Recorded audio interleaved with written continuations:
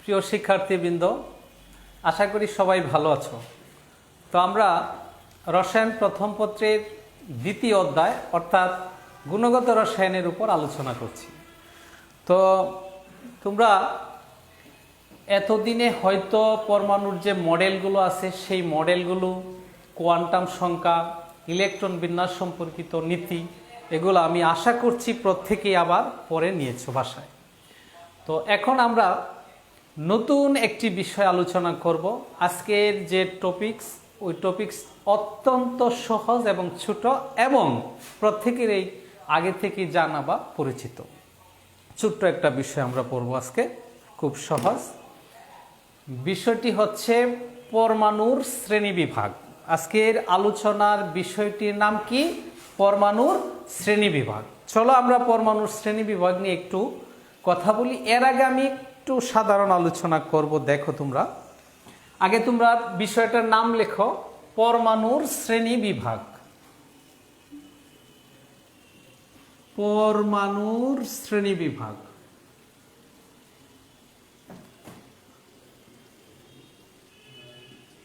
পরমাণুর শ্রেণীবিভাগ, ঠিক আছে, অর্থাৎ পরমাণুর প্রকারভেদ। আমরা প্রত্যেকেই একটা পরমাণু দেখে কিন্তু তার ভর সংখ্যা, প্রোটন সংখ্যা এবং নিউট্রন সংখ্যা ও ইলেকট্রন সংখ্যা বের করতে পারি। আমি কি বলছি? একটি পরমাণুর প্রতীক দেখে আমরা ওই পরমাণুর ভর সংখ্যা বা প্রোটন সংখ্যা, ইলেকট্রন সংখ্যা, নিউট্রন সংখ্যা কি বের করতে পারি। যেমন দেখো, ধরে নিলাম একটা পরমাণুর প্রতীক এক্স। একটা পরমাণুর প্রতীক কি ধরে নিলাম আমি? এক্স। এক্স একটি মৌলের পরমাণুর প্রতীক। তো আমরা কিন্তু প্রত্যেকেই আগেই জেনে ফেলেছি যে একটা পরমাণুর প্রতীকের বাম পাশের উপরে থাকে ভর সংখ্যা, যাকে আমরা এ দ্বারা প্রকাশ করি। একটা পরমাণুর প্রতীকের বাম পাশের উপরে থাকে কি? ভর সংখ্যা। আর বাম পাশের নিচে থাকে প্রোটন সংখ্যা, যাকে আমরা জেড দ্বারা প্রকাশ করি। এখানে একটা কথা তো আমরা জানি যে মৌলের পরমাণুর নিউক্লিয়াসে উপস্থিত প্রোটন সংখ্যাই হচ্ছে পারমাণবিক সংখ্যা। কোনো একটি মৌলের পরমাণুর নিউক্লিয়াসে উপস্থিত প্রোটনের সংখ্যাই হচ্ছে পারমাণবিক সংখ্যা। তাহলে জেডটা হচ্ছে পারমাণবিক সংখ্যা বা প্রোটন সংখ্যা। এরপর আমরা আরো কিছু জানি যে প্রতীকের ডান পাশের উপরে থাকে চার সংখ্যা। যেহেতু চার সংখ্যা প্লাস অথবা মাইনাস হয়, এমটা হচ্ছে চার সংখ্যা। এবং মৌলের প্রতীকের ডান পাশের নিচে থাকে অণুর সংখ্যা। অণুতে কতটি পরমাণু থাকে তার সংখ্যা। যাই হোক, আমরা আজকে ওই বিষয়ে যাচ্ছি না, আমরা এই পর্যন্তই পড়তেছি। তাহলে দেখো, তোমরা একটা মৌলের প্রতীকের বাম পাশের উপরে থাকে ভর সংখ্যা, নিচে থাকে বাম পাশের নিচে থাকে প্রোটন সংখ্যা। এই বিষয়গুলো লাগবে আমাদের আজকের আলোচনায়। হ্যাঁ, এখন একটু মনোযোগ দিয়ে শোনো। যেমন দেখো, তোমরা ক্লোরিন বা কার্বনের কথাই চিন্তা করো। একটা মৌল কার্বন, তার পরমাণুর প্রতীক হচ্ছে সি। এই তার বাম পাশে এখানে যদি লেখা থাকে 12, এখানে যদি লেখা থাকে 6, তাহলে আমরা প্রত্যেকেই বুঝে নিব ভর সংখ্যা এ হচ্ছে 12 এবং প্রোটন সংখ্যা বা পারমাণবিক সংখ্যা জেড হচ্ছে 6। ঠিক অক্সিজেন পরমাণুর কথা আমরা যদি চিন্তা করি, এটা দেখে আমরা কিন্তু লিখতে পারি ভর সংখ্যা এ হচ্ছে 16 আর প্রোটন বা পারমাণবিক সংখ্যা হচ্ছে 8। এগুলো আমরা লিখতে পারি। তাহলে দেখো, একটু খেয়াল করো, কার্বন মৌলের পরমাণুগুলোর কথা আমরা চিন্তা করি।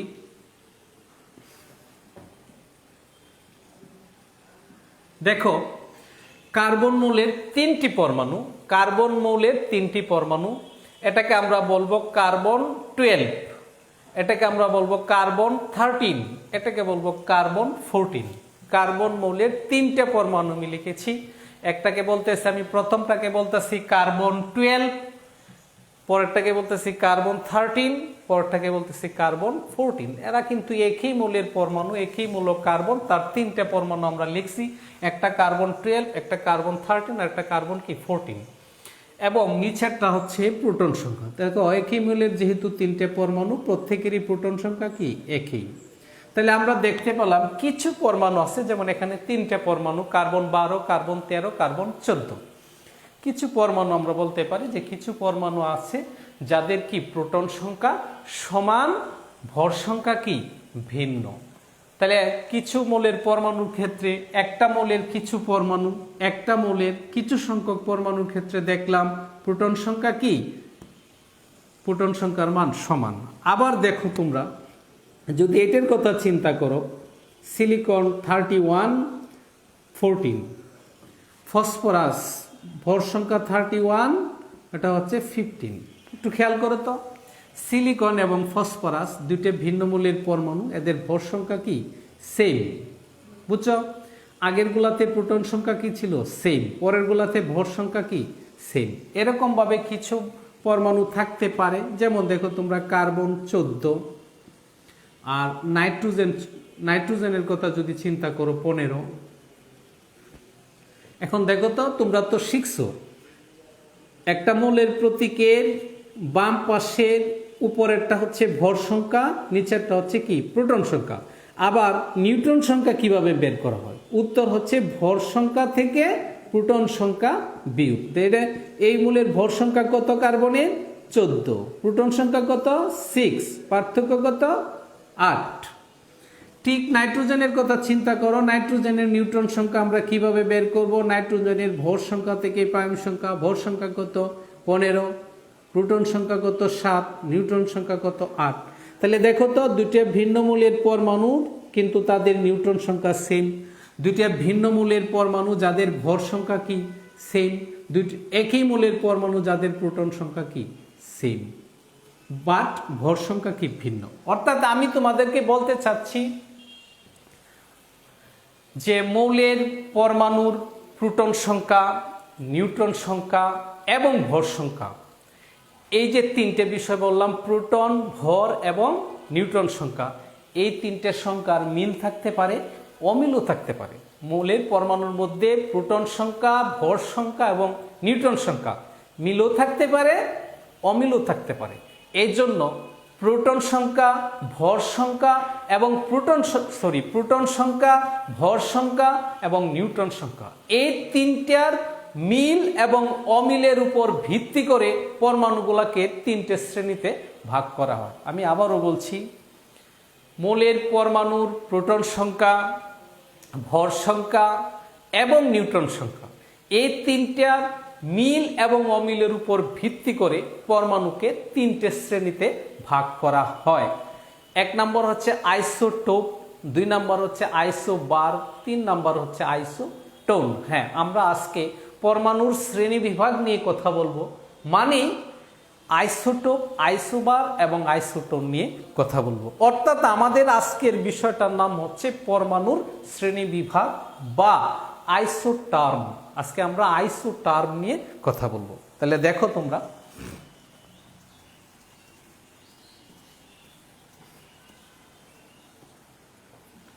খেয়াল করো সবাই,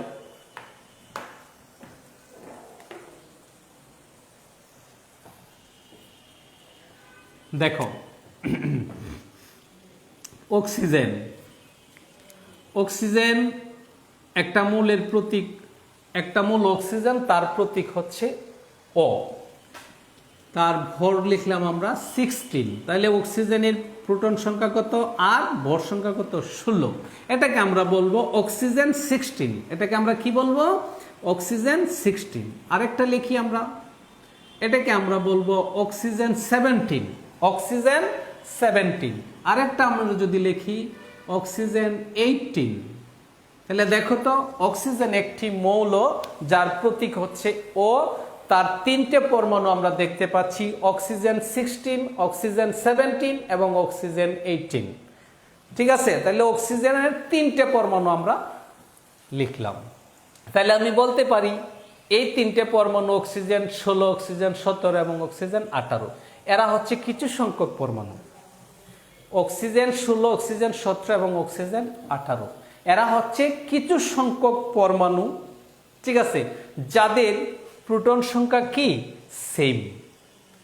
তিনটে অক্সিজেন পরমাণু, অক্সিজেন 16, অক্সিজেন 17, অক্সিজেন 18। তো এই তিনটাকে আমরা বলতে পারি কিছু সংখ্যক পরমাণু, যে অক্সিজেনের কিছু সংখ্যক পরমাণু যাদের প্রোটন সংখ্যা মান সমান, প্রোটন সংখ্যার মান 888 সমান, কিন্তু ভর সংখ্যা কি ভিন্ন। আবার দেখো তোমরা, যেহেতু দেখো অক্সিজেন 16, অক্সিজেনের ভর সংখ্যা 16, প্রোটন সংখ্যা কত 8, তাহলে নিউট্রন সংখ্যা কত আসবে 8। অক্সিজেন 16 নিউট্রন সংখ্যা 8, অক্সিজেন 17 নিউট্রন সংখ্যা কত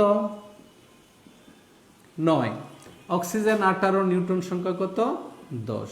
তাহলে কি আমি বলতে পারি যে অক্সিজেন 16, অক্সিজেন 17, অক্সিজেন 18, অর্থাৎ এখানে আমি কিছু সংখ্যক পরমাণু লিখেছি যাদের নাম্বার 1 প্রোটন সংখ্যা মান সমান, নিউট্রন সংখ্যার মান ভিন্ন এবং ভর সংখ্যার মানও ভিন্ন। এরা কিন্তু যদি এই তিনটে বৈশিষ্ট্য কারোর মধ্যে থাকে, যে নাম্বার 1 প্রোটন সংখ্যার মান সমান, কিছু সংখ্যক পরমাণুর মধ্যে যদি এই বৈশিষ্ট্য থাকে, নাম্বার 1 প্রোটন সংখ্যা সমান, নাম্বার 2 নিউট্রন সংখ্যা ভিন্ন, নাম্বার 3 ভর সংখ্যা ভিন্ন, এই যে কিছু সংখ্যক পরমাণু আছে তাদের সমষ্টিগত নাম হচ্ছে আইসোটোপ, বা এদের একে অপরের আইসোটোপ বলা হয়। যেমন আমরা লিখি, দেখো আইসোটোপ, আইসোটোপ,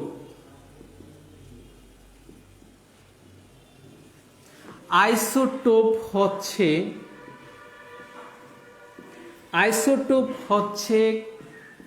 কিছু সংখ্যক পরমাণু। আইসোটোপ হচ্ছে কিছু সংখ্যক পরমাণু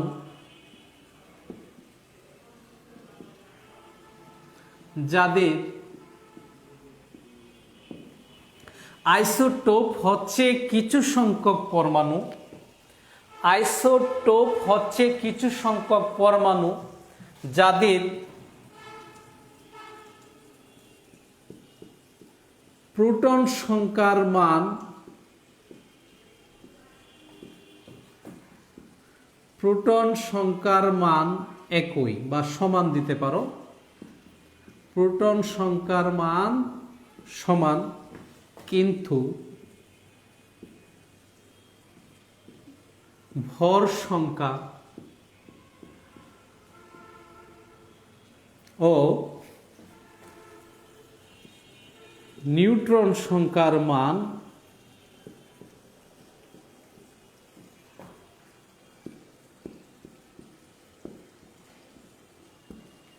ভিন্ন।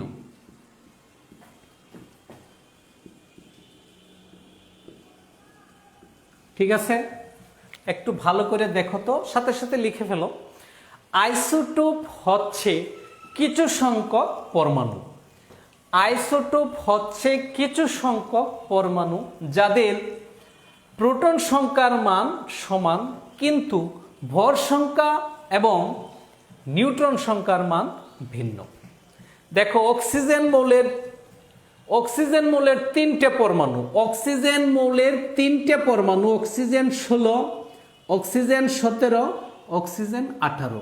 তাহলে এই তিনটাকে আমি কিছু সংখ্যক পরমাণু বলতেছি, যে এরা কিছু সংখ্যক পরমাণু যাদের প্রোটন সংখ্যার মান কি 8 সমান, কিন্তু ভর সংখ্যা ভিন্ন এবং নিউট্রন সংখ্যা, দেখো অক্সিজেন 16 নিউট্রন সংখ্যা 8, অক্সিজেন 17 নিউট্রন সংখ্যা 9, অক্সিজেন 18 নিউট্রন সংখ্যা কত 10। তাহলে আইসোটোপ হচ্ছে সত্যিকার অর্থে কিছু সংখ্যক পরমাণুর একটা নাম, যে পরমাণুগুলার প্রোটন সংখ্যা একই থাকবে, ভর সংখ্যা ভিন্ন থাকবে এবং নিউট্রন সংখ্যা ভিন্ন থাকবে। ঠিক আছে, তাহলে আমরা আইসোটোপ পড়লাম। আমরা কিন্তু আরেকটা উদাহরণ নিতে পারি, যা তোমরা এই আগে পড়েছো, যে হাইড্রোজেনের কথা যদি বলো, একই মূল হাইড্রোজেন, তার তিনটে পরমাণু যদি আমরা লিখি, হাইড্রোজেন 1, হাইড্রোজেন 2, হাইড্রোজেন কি 3, হাইড্রোজেন 1, হাইড্রোজেন 2, হাইড্রোজেন 3, বাট প্রত্যেকেরই প্রোটন সংখ্যা কত? 1। দেখো হাইড্রোজেন, তিনটে হাইড্রোজেন পরমাণু,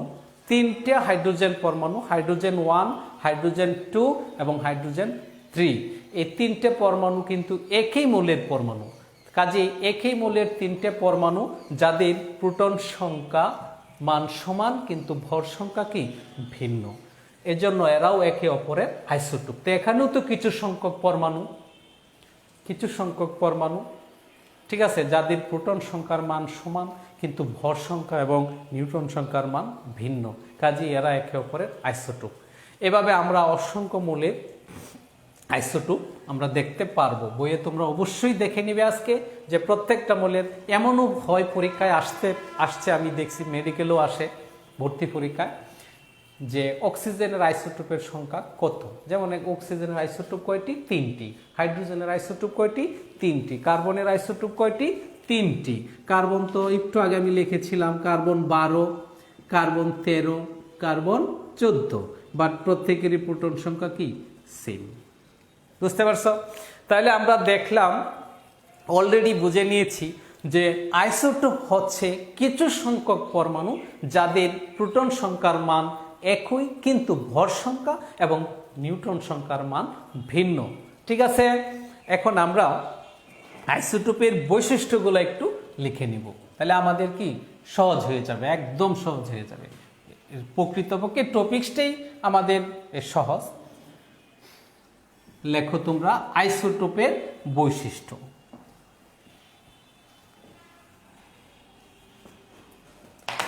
আইসোটোপের বৈশিষ্ট্য, আইসোটোপের বৈশিষ্ট্য।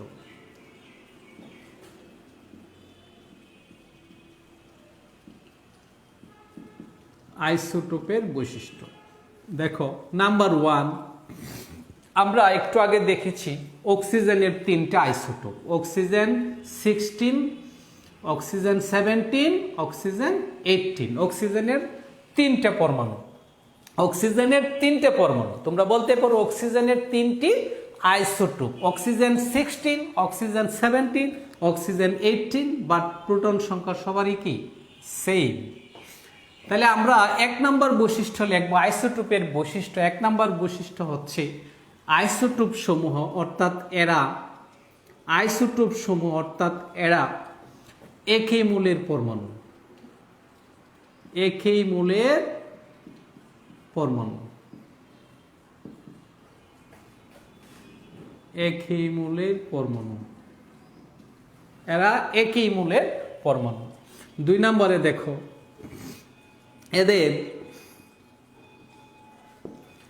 এদের আইসোটোপ তো অ্যাকচুয়ালি কিছু সংখ্যক পরমাণুর নাম, হ্যাঁ, কিছু সংখ্যক পরমাণুর নাম। এই যে পরমাণুর শ্রেণী বিভাগ, এই দুনিয়াতে যত পরমাণু আছে, ঠিক আছে, এদের কিছু সংখ্যক পরমাণুকে আমরা আইসোটোপ বলতেছি।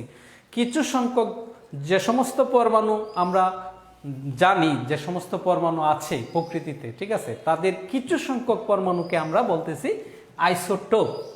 এখন আইসোটোপের বৈশিষ্ট্য, এরা কি একই মৌলের পরমাণু, আবার আমরা দেখতে পাচ্ছি এদের প্রোটন সংখ্যা বা পারমাণবিক সংখ্যা কি একই। এদের প্রোটন সংখ্যা, যেহেতু প্রোটন সংখ্যাই পারমাণবিক সংখ্যা, কাজে আমরা লিখবো এদের প্রোটন সংখ্যা বা পারমাণবিক সংখ্যা, পারমাণবিক সংখ্যা মান একই। এদের পারমাণবিক সংখ্যা বা প্রোটন সংখ্যার মান একই। 3 নাম্বার, যারা আইসোটোপ, এই যে অক্সিজেন 16, অক্সিজেন 17, অক্সিজেন 18, এরা একে অপরের কি আইসোটোপ। এদের ভর সংখ্যা, ভর সংখ্যা এবং নিউট্রন সংখ্যা,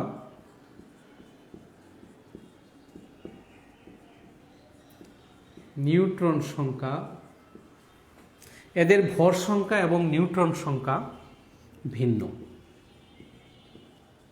ঠিক আছে, 1 নম্বর বৈশিষ্ট্য, একই মৌলের পরমাণু, 2 নাম্বার হচ্ছে এদের প্রোটন সংখ্যা বা পারমাণবিক সংখ্যার মান একই, এদের ভর সংখ্যাও মানে যতগুলা পরমাণুকে আমরা একে অপরের আইসোটোপ বলবো, যত সংখ্যক পরমাণুকে আমরা একে অপরের আইসোটোপ বলবো, এরা প্রত্যেকেরই একই মূলের পরমাণু, এরা প্রত্যেকেরই প্রোটন সংখ্যার মান একই, এদের প্রত্যেকেরই ভর সংখ্যা বা নিউট্রন সংখ্যার মান থাকবে ভিন্ন। 4 নম্বরে দেখো, যেহেতু আইসোটোপগুলা একই মূলের পরমাণু, তোমরা তো পর্যায় সারণী দেখেছ, পর্যায় সারণীতে পড়েছ যে পর্যায় সারণীতে প্রতিটি মৌলের জন্য আলাদা আলাদা করে স্থান রয়েছে। পর্যায় সারণীতে প্রতিটি মৌলের জন্য আমরা তো অলরেডি 118টি মৌলের নাম দেখতে পেরেছি নাকি, 18টি মৌলের নাম শুনেছি। তো এদের প্রত্যেকেরই তো দেখেছ আলাদা আলাদা একটা ঘর বা স্থান রয়েছে। যেমন হাইড্রোজেনের স্থানটা প্রথম, কারণ তার পারমাণবিক সংখ্যা 1, ঠিক আছে। এরকমভাবে হিলিয়ামের পারমাণবিক সংখ্যা 2, ঠিক আছে, লিথিয়ামের 3, ঠিক আছে। অর্থাৎ আমি বলতে চাচ্ছি তোমরা কিন্তু অবশ্যই জানো যে প্রত্যেকটা মৌলের জন্য পর্যায় সারণীতে একটি করে স্থান বা ঘর রয়েছে, প্রত্যেকটা মৌলের জন্যই একটি করে স্থান, প্রত্যেকটা মৌলের জন্যই একটি করে স্থান রয়েছে। যেহেতু আইসোটোপ এখানে 3টে আইসোটোপ অক্সিজেনের, অক্সিজেন 16, অক্সিজেন 17, অক্সিজেন 18, তো এরা কি একই মৌলের যেহেতু পরমাণু, অর্থাৎ 3টে আইসোটোপ অক্সিজেন 16, অক্সিজেন 17, অক্সিজেন 18, এরা কোন মৌলের আইসোটোপ? উত্তর হচ্ছে অক্সিজেন। অক্সিজেন 16, অক্সিজেন 17, অক্সিজেন 18, এই 3টে পরমাণু কোন মৌলের পরমাণু? উত্তর হচ্ছে অক্সিজেন মৌলের পরমাণু। যেহেতু অক্সিজেন একটি মৌল বা তার 3টে পরমাণু, একটি মৌল 3টে পরমাণু, কাজেই এই 3টে পরমাণুর স্থান হবে একটা। আমরা দেখেছি এই অক্সিজেনের স্থান কোথায় আছে পর্যায় সারণীতে। তাহলে আমি বলতে চাচ্ছি আইসোটোপ যারা আছে প্রত্যেকে যেহেতু একই মৌলের পরমাণু, কাজেই পর্যায় সারণীতে এদের স্থান একটি। তোমরা মনে রাখবে আইসো একটি গ্রিক শব্দ, আইসো একটি গ্রিক শব্দ যার অর্থ, এর অর্থ একই।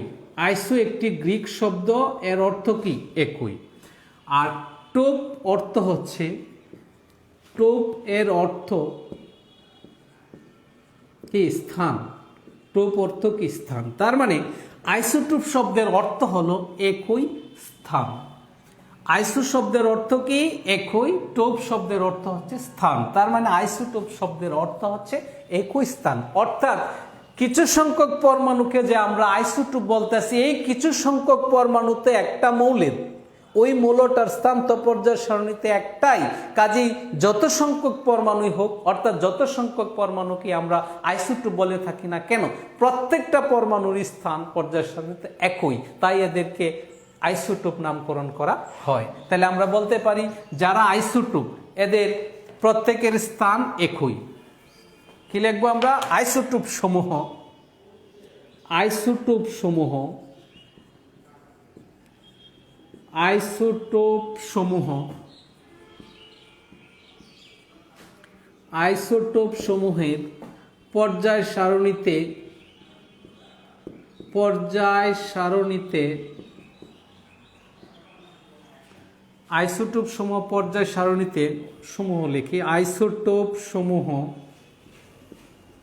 পর্যায় সারণীতে একই স্থানে, একই স্থানে অবস্থান করে, অবস্থান করে, একই স্থানে অবস্থান করে।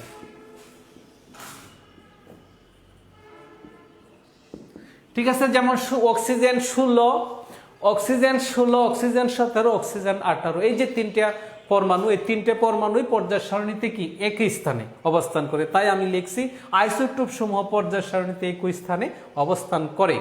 5 নম্বরে লেখো তোমরা ধর্ম, রাসায়নিক ধর্ম। যদি প্রশ্ন করে যে স্যার অক্সিজেন 16, অক্সিজেন 17 এবং অক্সিজেন 18, এই যে 3টে পরমাণু, অক্সিজেন মূলের যে 3টি পরমাণু, অক্সিজেন 16 এবং অক্সিজেন 17 ও অক্সিজেন 18, স্যার অক্সিজেন মূলের 3টে পরমাণু, অক্সিজেন 16, অক্সিজেন 17 এবং অক্সিজেন 18, এই 3টে মূলের ধর্ম কি সেম নাকি ভিন্ন? ঠিক আছে। যে স্যার অক্সিজেন এই একটি মৌল, তার তিনটে পরমাণু, অক্সিজেন একটি মৌল, তার তিনটি পরমাণু, অক্সিজেন 16, অক্সিজেন 17 এবং অক্সিজেন 18। এই তিনটে পরমাণুর ধর্ম কি স্যার সেম নাকি ভিন্ন? এর আগে আমি তোমাদেরকে বলবো পরমাণুর ধর্ম নির্ভর করে ইলেকট্রন বিন্যাসের উপর। যে কোনো একটি পরমাণুর ধর্ম কিসের উপর নির্ভর করে? ইলেকট্রন বিন্যাসের উপর। তুমি দেখো অক্সিজেন 16 পারমাণবিক সংখ্যা কত? 8। অক্সিজেন 16 পারমাণবিক সংখ্যা কত? 8। তাহলে তার ইলেকট্রন বিন্যাস কি হবে? পারমাণবিক সংখ্যা 8 মানে ইলেকট্রন সংখ্যা 8। আমরা তো ইলেকট্রন বিন্যাস লিখি 2 4। সরি, অক্সিজেন কত? 8, 2 পরে কত? 6, তাই তো? 8টা ইলেকট্রন প্রথম স্তরে, 2টে পরের স্তরে, কয়টা? 6টা। এখন অক্সিজেন 17 ক্ষেত্রে আসো, তারও তো প্রোটন সংখ্যা কত? তারও প্রোটন সংখ্যা 8, অর্থাৎ ইলেকট্রন সংখ্যা 8। এনে আমি এইভাবে লিখি যে অক্সিজেন যে 16 তার ইলেকট্রন বিন্যাস হচ্ছে 2 4। অক্সিজেন যে 17 তারও ইলেকট্রন বিন্যাস 2 6। অক্সিজেন যে 17 তারও প্রোটন সংখ্যা 8, তাহলে তার ইলেকট্রন বিন্যাস হবে 2 6। অক্সিজেন যে 18 তারও প্রোটন সংখ্যা কত? 8, তারও ইলেকট্রন বিন্যাস হবে 6। তাহলে দেখো তো অক্সিজেন একটি মৌল, তার তিনটে পরমাণু, অক্সিজেন 16, অক্সিজেন 17 এবং অক্সিজেন 18। এই তিনটে পরমাণুর ইলেকট্রন বিন্যাস কি? সেম। বুঝতে পারছো? তাহলে উত্তর তোমরা পেয়ে গেলা। তোমরা বলছিলা স্যার অক্সিজেন একটি মৌল, তার তিনটি পরমাণু, অক্সিজেন 16, অক্সিজেন 17 এবং অক্সিজেন 18। এই তিনটে পরমাণুর রাসায়নিক ধর্ম কি সেম হবে নাকি ভিন্ন হবে? আমি বলছিলাম প্রত্যেকটা মৌলের রাসায়নিক ধর্ম নির্ভর করে ইলেকট্রন বিন্যাসের উপর। যদি ইলেকট্রন বিন্যাস সেম হয় তাহলে ধর্ম কি সেম। যেহেতু অক্সিজেন মৌলের তিনটে পরমাণু, অক্সিজেন 16 এবং অক্সিজেন 17, অক্সিজেন 18, এই তিনটে পরমাণুর ইলেকট্রন বিন্যাস সেম, কাজেই এই তিনটে পরমাণুর ধর্ম কি ভিন্ন। তাহলে এক কথায় আমি বলতে পারি শুধু অক্সিজেন নয়, এরকমভাবে যত মৌলের আইসোটোপ আছে প্রত্যেকটা আইসোটোপের এই ধর্ম কি একই। তাহলে আমরা 5 নম্বরে লিখব এদের রাসায়নিক ধর্ম একই। তোমরা মনে রাখবে আইসোটোপ সমূহ হচ্ছে একই মৌলের পরমাণু, আর আইসোটোপ যত সংখ্যকই থাক প্রত্যেকের ইলেকট্রন বিন্যাস একই। যেহেতু রাসায়নিক ধর্ম ইলেকট্রন বিন্যাসের উপর নির্ভরশীল, কাজে আইসোটোপ যারা আছে তাদের প্রত্যেকের রাসায়নিক ধর্ম একই। লাস্ট বৈশিষ্ট্য 6 নম্বরে দেখো। 6 নম্বরে দেখো ভৌত ধর্ম। আমরা তো পেয়েছি ধর্ম 2 ধরনের, রাসায়নিক ধর্ম এবং ভৌত ধর্ম। রাসায়নিক ধর্ম আমরা অলরেডি জেনে গেছি যে আইসোটোপ সমূহ যারা, তাদের প্রত্যেকের রাসায়নিক ধর্ম কি একই। এখন প্রশ্ন, স্যার অক্সিজেন একটি মৌল, তার 3টি পরমাণু আপনি বলছেন, একটি অক্সিজেন 16, একটি অক্সিজেন 17 এবং একটি অক্সিজেন কি 18। এই 3টে পরমাণু যে আছে তাদের ভৌত ধর্ম কি সেম নাকি ভিন্ন? তাদের ভৌত ধর্ম কি সেম নাকি ভিন্ন? তা আমি তোমাদেরকে বলবো ভৌত ধর্ম তো অনেক ধরনের ধর্ম, মানে ভৌত ধর্মের সংখ্যাটা অনেক বেশি। তার মধ্যে 2টি আমি তোমাদেরকে বলি, স্ফুটনাঙ্ক এবং ঘনত্ব। এই দুটোও কি ভৌত ধর্মের মধ্যে পড়ে। তাই তোমরা মনে রাখবে একটা পরমাণুর স্ফুটনাঙ্ক এবং ঘনত্ব নির্ভর করে ওই পরমাণুর পারমাণবিক ভরের উপর। কি বলছি আমি? একটি পরমাণুর স্ফুটনাঙ্ক এবং ঘনত্ব নির্ভর করে ওই পরমাণুর পারমাণবিক ভরের উপর। এবং তোমরা মনে রাখবে, দেখো আমি এটি একটু মুছে ফেলি, আচ্ছা ওইদিকে লিখি, দেখো ঘনত্ব, একটা পরমাণুর ঘনত্ব বা স্ফুটনাঙ্ক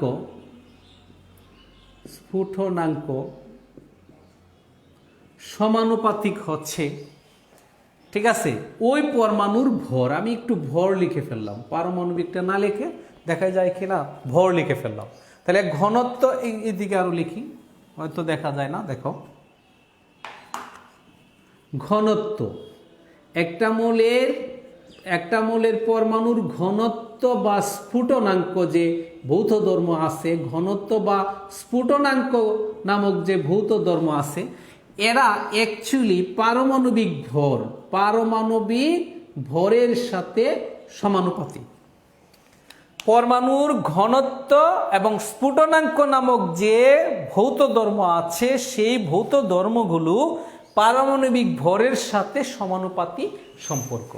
যেহেতু অক্সিজেন 16-র চেয়ে অক্সিজেন 17-র ভর বেশি, অক্সিজেন 18-র ভর আরও বেশি, এই অক্সিজেনের কত 16, অক্সিজেন কত 17, কত 18। তার মানে কি আইসোটোপ সমূহ যারা আছে, যে সমস্ত পরমাণুগুলোকে আমরা আইসোটোপ বলতাছি, তাদের ভর যেহেতু ভিন্ন এবং ভরের উপর যেহেতু ঘনত্ব এবং স্ফুটনাঙ্ক নির্ভর করে, ঠিক আছে, কাজেই আমরা বলবো হ্যাঁ আইসোটোপ সমূহ যে পরমাণুগুলোকে আমরা বলতাছি এই পরমাণুগুলোর ভৌত ধর্ম কি ভিন্ন।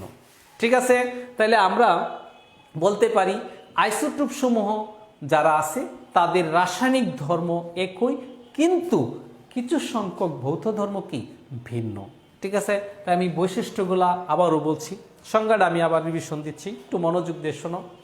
আইসোটোপ হচ্ছে কিছু সংখ্যক পরমাণু, আইসোটোপ হচ্ছে কিছু সংখ্যক পরমাণু যাদের প্রোটন সংখ্যার মান সমান কিন্তু ভর সংখ্যা এবং নিউট্রন সংখ্যার মান ভিন্ন। ঠিক আছে, আইসোটোপগুলোর বৈশিষ্ট্য আমরা অবশ্যই প্রত্যেকেই লিখেছি।